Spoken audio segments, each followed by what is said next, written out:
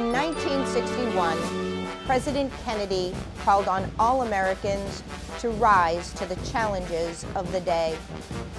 He knew that success depended upon the unity of efforts throughout the federal government and the nation.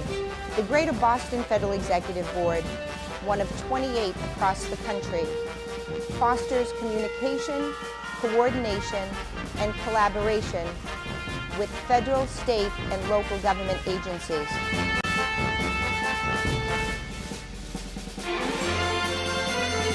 This is your federal government, and I am your host, Diane LeBlanc. Hello, everyone. Today we are featuring the Internal Revenue Service, and our focus will be on the recent changes to the tax law. Our guest is Peggy Riley, Media Relations Specialist and spokeswoman for the IRS New England area. Peggy, welcome, or should I say welcome back to the Your Federal Government Show. It's always great to see you and to have you here. For our viewers who may not have seen one of the other shows that you've done with us, just give folks a little bit about your background and what you do with the IRS and how long you've been working there. Well, I've been with the IRS for 34 years. And all of that time I've been in the communications office. I've done different jobs, from editing the local newsletter, the employee newsletter, to doing media interviews just like this, to helping run and start the electronic filing program many, many years ago, and working on a lot of the website issues. And now, you know, one of my primary focuses is working on the new tax reform bill. Excellent, excellent.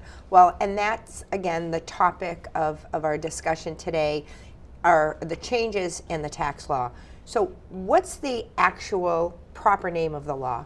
Well, it's the Tax Cuts and Jobs Act, okay, of 2017, because it was passed right at the end of December 2017. But a lot of the provisions don't come into play until next year.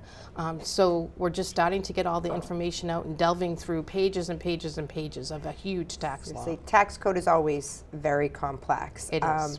And today we're going to try to simplify some of it. So the legislation itself passed in 2017, and clearly there was a lot of media around the passage of the legislation. And I think a lot of people this filing season, they went to their tax preparer and they were expecting changes based upon that law being passed in 2017. When, as you've just noted, passed in 2017, but the provisions don't take effect until 2018. So folks won't see it until next filing season. Right. One thing that you may have noticed, which was immediate, was a change in your withholding. So you might be taking home a little bit more in your paycheck each week. So that was one change that went right into effect almost immediately. We got the new tables, withholding tables, out in February. And we're about to start a big, huge campaign on people checking your withholding and making sure you have enough withheld. But we'll talk about that a little bit later. Definitely, and I want to focus on that because the IRS has some tools to help people sort of work through that. So again, if you saw a change in your paycheck, it was because of the change in this law. Exactly. Now, was there anybody out there that might have gotten less, or did everybody get more? Well, it depends on your situation, and that's why we ask people to actually take a check, after you've filed your return this year. We want you to take a check and make sure you are having enough withheld. So it's going to affect different people differently, and we'll, get into the real meat and bones of that in a little bit. Excellent. But one thing to keep in mind is we have a great section on our website where we are posting everything as soon as it comes out, as soon as we make an announcement, as soon as we issue a news release. Any information that people need will be at irs.gov/tax reform. Okay. So, and again, you'll update that.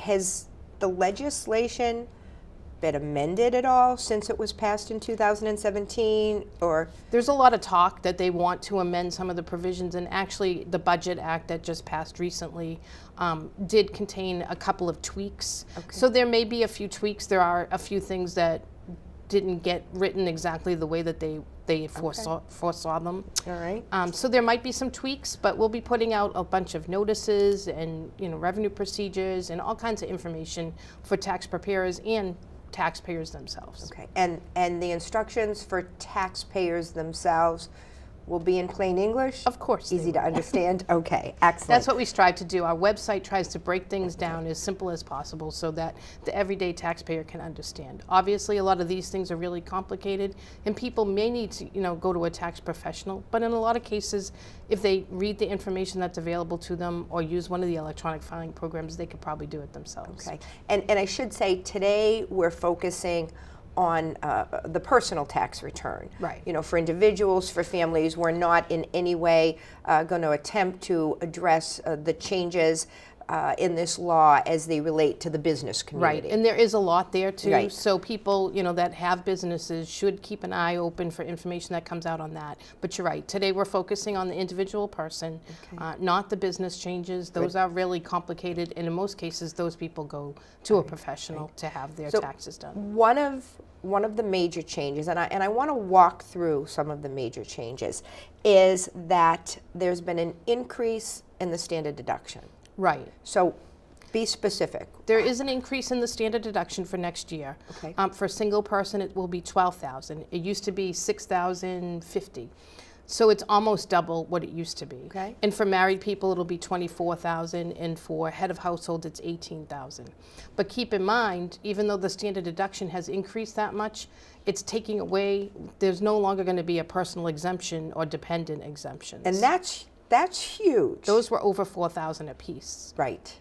So, even though it looks great that you're getting a, almost double standard deduction, keep in mind that you're not going to have that dependency exemption or your personal exemption any longer. Okay. And it's also, I'm hearing many of the itemized deductions are going away. Is it many? Is it all? It's not all, so Okay. some people will still qualify. It's going to be much more difficult to qualify. And I think that is a way of trying to simplify the tax return. And when you itemize deductions, it can get pretty complicated, and there's a lot of information that goes into that. So it's kind of a way to simplify the tax return, but many of those deductions are going away. We don't have a lot of details out about that yet, but in the coming months, there'll be more and more details loaded to the website and promoted to taxpayers. Okay. I mean, some of the deductions, the itemized things that come to mind, again, the charitable Yes. deduction. So There'll be some limitations on charitable deductions. They'll still be available, but there's going to be some limitations there. So people who donate to their church or the religious entity that they belong to, or people that donate to the Goodwill or the Salvation Army, are those deductions still going to be allowed?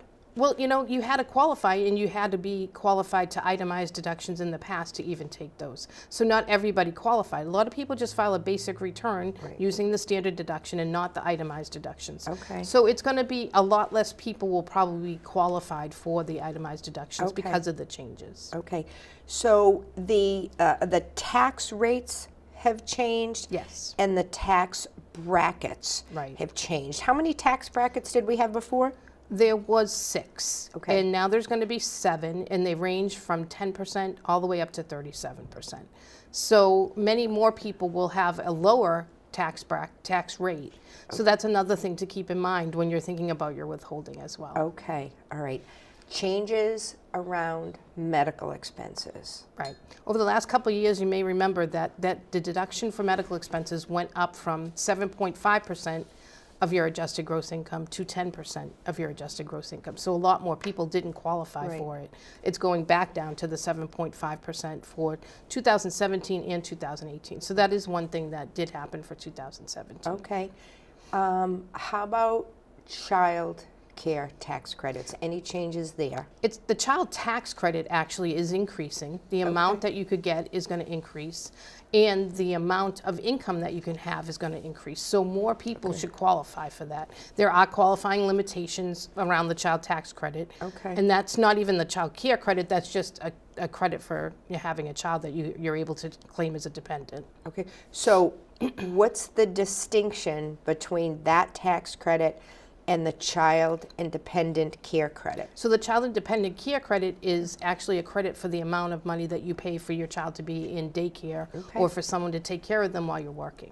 So you can claim so much of that on your tax return as well. Has that changed? Has that increased? Or That has not increased. okay, all right. The adoption credit, is that new? Nope, that's been always around been for there? quite a time. For a while there, with one of our last tax changes, it was part of it was refundable, and a refundable credit is something just like the earned income tax credit that would add to your refund. It's now just a credit. It would deduct from what you may, what your taxes may be, but it wouldn't add anything to your refund. Okay, and when I was poking around on your website, I saw the additional child tax credit. Some people, depending on your income, will qualify. Lower income people would qualify for an additional child credit, so you may get a little bit more in that child tax credit. Okay. Credits for the elderly and the disabled. Talk about those. Have those changed in any way? Those have not changed. Okay. The credit for the elderly and the disabled are still available. Anybody over 65 may qualify, depending on the income, what their income is, or even if they have a filing requirement any longer. Many people on Social Security might not even have a filing requirement any longer. And what are the guidelines around that? When do you not have a filing requirement any longer? Well, it depends on your income. Okay. So under a certain income, and it changes every year based on inflation. So under a certain income, you may not have to file if you have just a very low income. So if you're a student and you're working part-time, you may not have to file. Although, if you do have taxes taken out, you may want to file and get that refund back, because most likely you'll be getting a refund. Many people on Social Security don't have to file if that's their only income, but sometimes there's interest, or there's pensions, or they're still working another job, so that may qualify them to have to file a return. Okay. What about the savers credit? Any change there? Not at this point. There's no change in the All right. savers Talk credit. a little bit about what that is. It's a credit for people that are putting money away for retirement. So there is a credit out there. You have to be within a certain income limit. So it's not out there for everybody, but as with any of these things, over a certain limit, whether you're single or you're married filing jointly, some of these credits start to wind down if you're over a certain income limit. The American Opportunity Tax Credit. Any changes? Some of the educational credits that were going to go away are being extended, but that's a separate bill. There were some tax extenders as well. So that didn't really have anything to do with the Tax Jobs and Cuts Act. Okay, all right. Lifelong Learning Credit?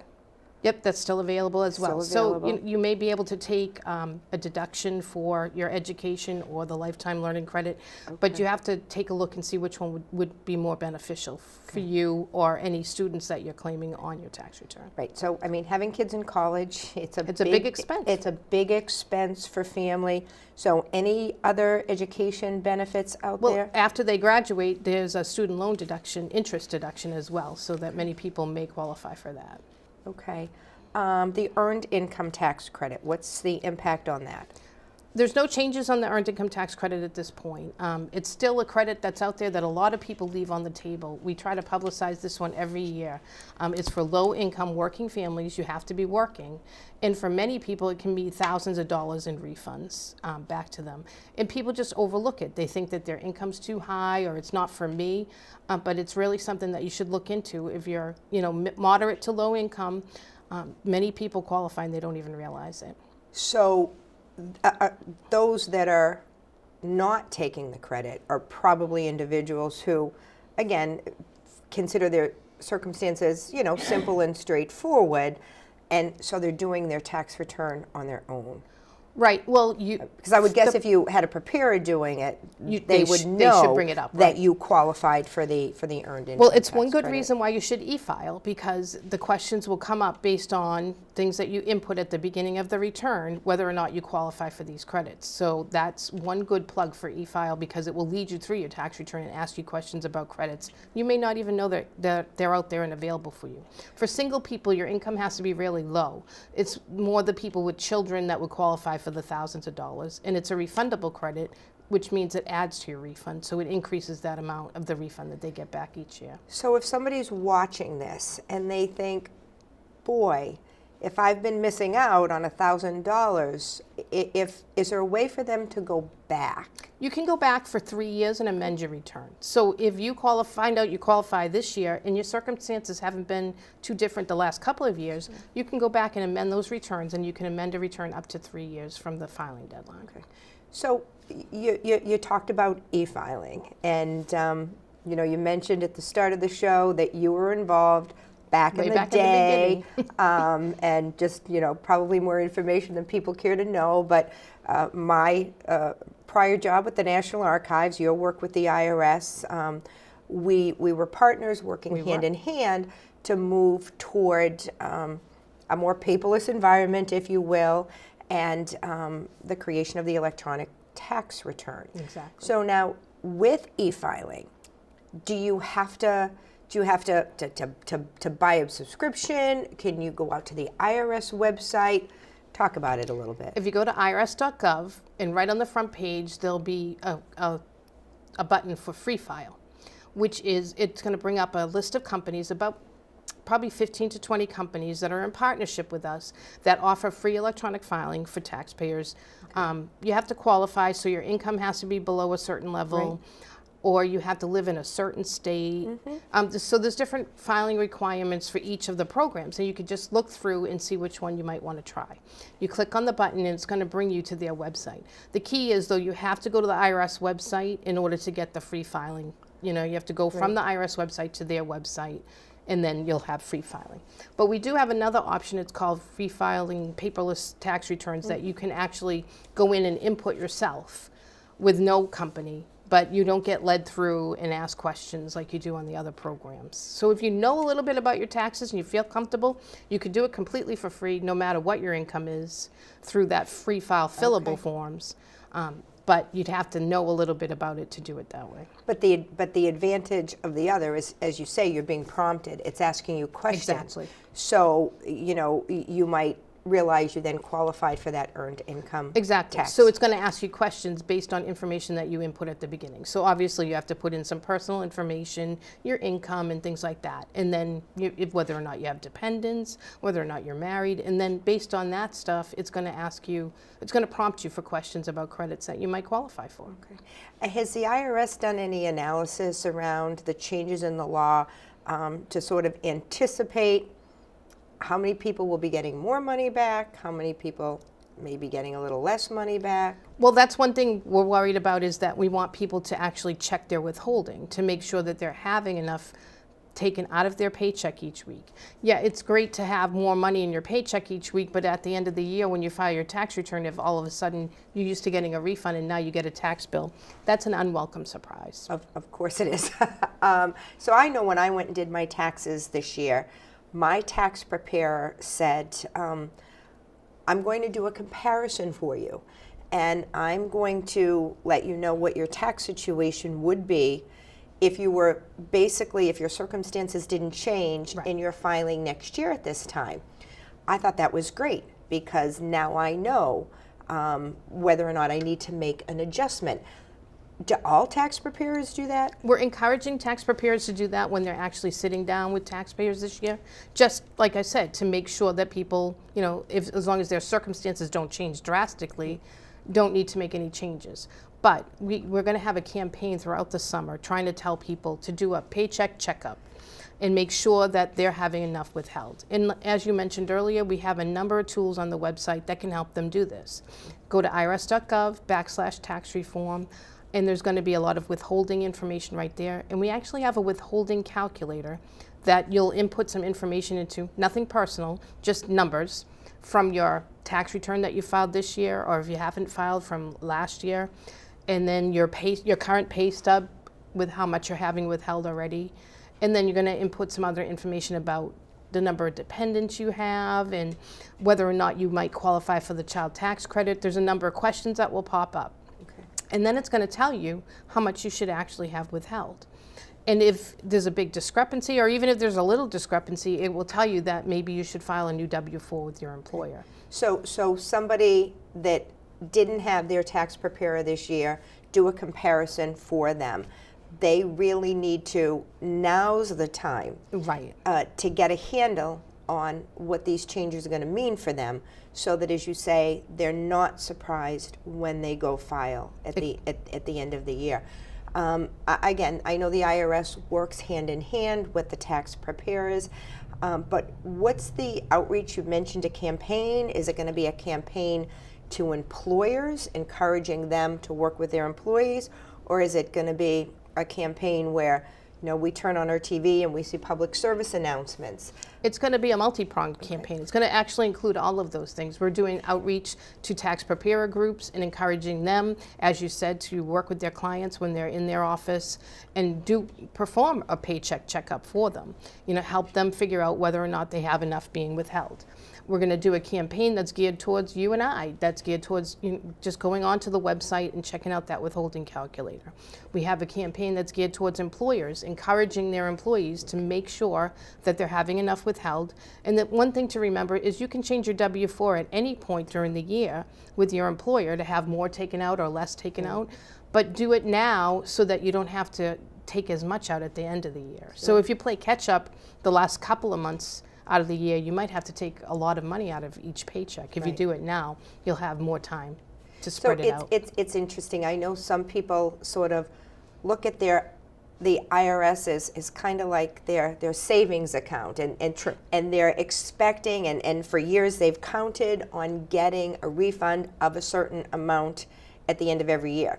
Other people look at it differently, and they're like, it's my money, and they want it now. I certainly don't want to have to pay at the end of the year. Right. But I want my money as I earn it, and why should somebody else make money off of my money? Exactly. So it's interesting. What percentage of folks get refunds? Probably about 85% of people get a refund each year. And the average refund? It varies between a couple of thousand to up to about 4,000. Wow. Depending on the area of the country that you're from, what credits you qualify for, whether or not you have children. You know, people with children have more credits that they can qualify for, so they may get a bigger refund. But keep in mind, now that you're getting a little bit more in your paycheck, that could adjust your refund. So you need to really take a look and make sure that you're having enough withheld. Doing that paycheck checkup, Exactly. as you called it, going online, using the calculator that's out there. You mentioned this, but I want to emphasize, if somebody goes out there and they work through this calculation, they're not being asked for any personal information. No. And the IRS does not retain this information. Exactly. All you're inputting is information from your tax return, from your pay stub. It may ask you for the number of dependents, so how many children you have, whether you're married, whether you're single, things like that. But we're not asking for any personal identification information at all, so we don't know who's coming in and doing it. Kind of like working through the old traditional worksheet. Exactly. And in the W-4, there is a paper worksheet for those of you that don't want to get online and put any information in. Even though it's not any personal identifying information, some people might be scared of doing it. So there'll still be a worksheet in the W-4 booklet as well. Okay. Now, for those individuals that did use a tax preparer this year, if their preparer didn't happen to extend the same courtesy as mine did and do a comparison, can they call them up and say, hey, can you run my numbers against next year? That should be pretty easy for them to do. Sure, they should be able to do that. You know, they have most of the information that they already need. They might need some information from your latest pay stub just to see what is being withheld and to make sure that there weren't any changes in circumstances. So, you know, during the year, if you have changes in circumstances, you might want to do this paycheck checkup again. Sure. So, you know, say 6 months from now you have a baby and now you have another dependent. So you want to go back in and make sure that you're still having enough withheld to make sure you get a refund if you want, or try to break even as close as possible. Excellent. You know, Peggy, when we have you here, we always take a little bit of time to talk about the scams that are out there. Entities, you know, posing as the IRS or presenting themselves as some legitimate, you know, arm of the United States government. What are the scams that are out there now? Unfortunately, scams keep happening. You know, we try to shut them down as quickly as we hear about them, but some of the ones that we've seen again this year, you know, the ones on the telephone where they'll call you and say, you owe, this is the IRS and you owe so much taxes and you need to send us an iTunes card as quickly as possible, or read the numbers off the iTunes cards. Obviously, you can't pay your taxes with an iTunes card, so that should be a red flag right there. And we don't call and demand payment. And in some cases, they're saying that they're threatening them with arrest or deportation if they're an immigrant, or taking away their license. We're not doing any of that. So if you don't think, you would get a bill in the mail from the IRS, a paper bill, before any other contacts would be made with you. So that's important to stress.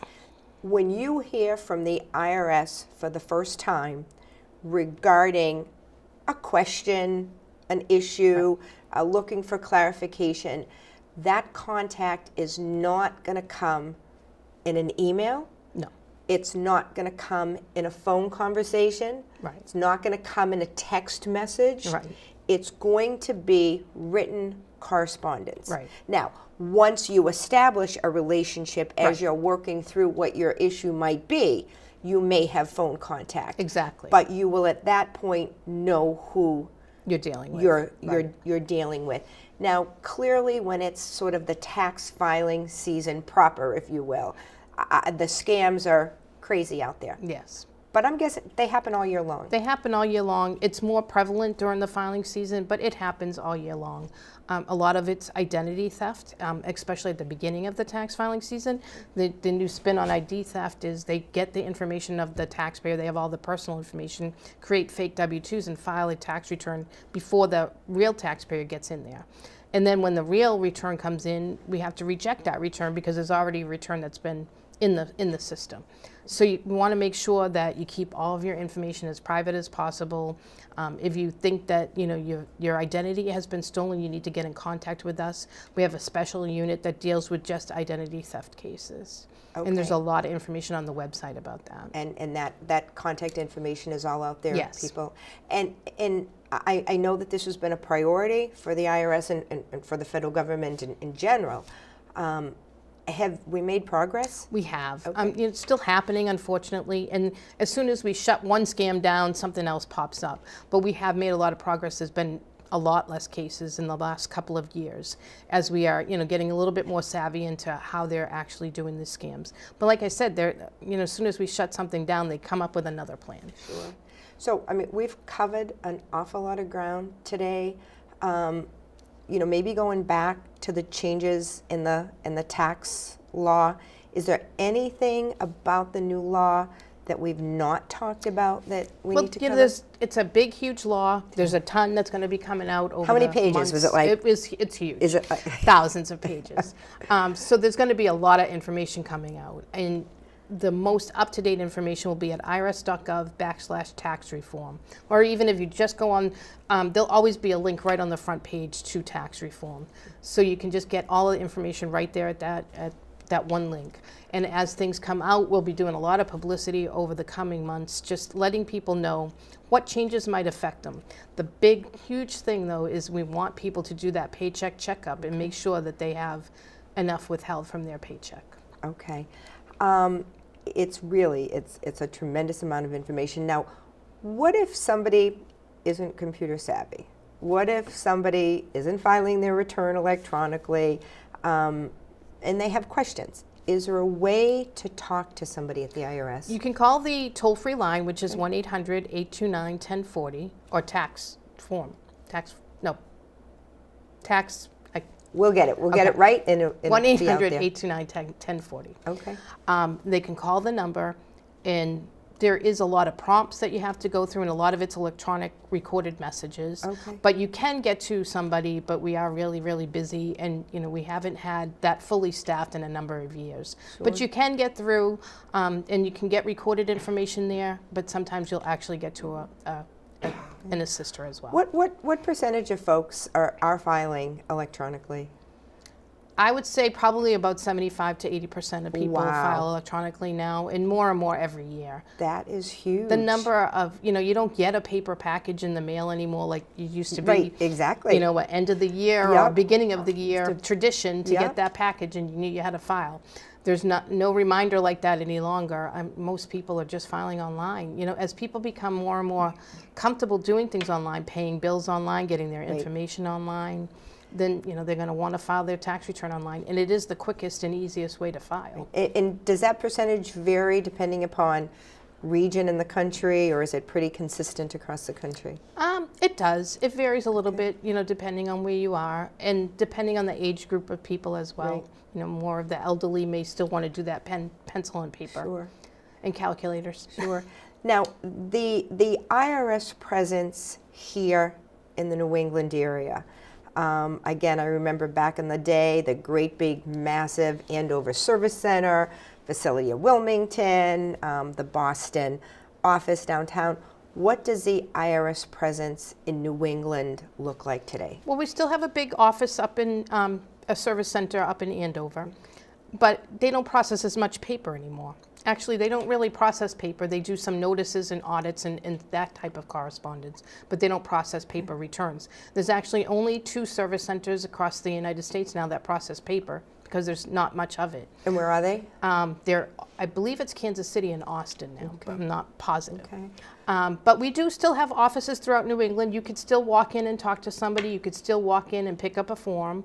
We have an office in the JFK building in Boston, and we have them scattered throughout. We have one in Stoneham, Springfield, Hyannis. So they're throughout the state and all throughout New England, actually. Excellent, excellent. All right. Any parting words for our viewers? Well, we want you to make sure that you do check your withholding. If you want any information on the new tax bill, go to irs.gov/tax reform. And just irs.gov is a great resource for any IRS information that you may need. Excellent. This is, as always, it's been great. I want to thank Peggy Riley for being with us once again and for helping us to understand the recent changes to the tax law. I thank you for watching, and I hope that you will continue to join us as we feature other federal agencies on your federal government.